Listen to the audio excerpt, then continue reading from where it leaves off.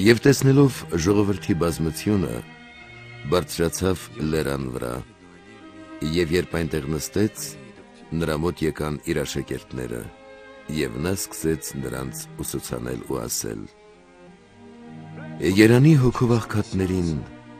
որովհետև նրանցն է երկնքի արքայությունը,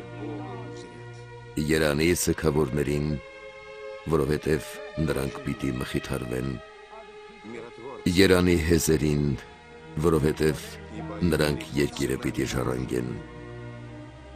երանի նրանց, որ քաղցն ու ծարավն ունեն արդարության, որովհետև նրանք պիտի հագենան, երանի ողորմածներին,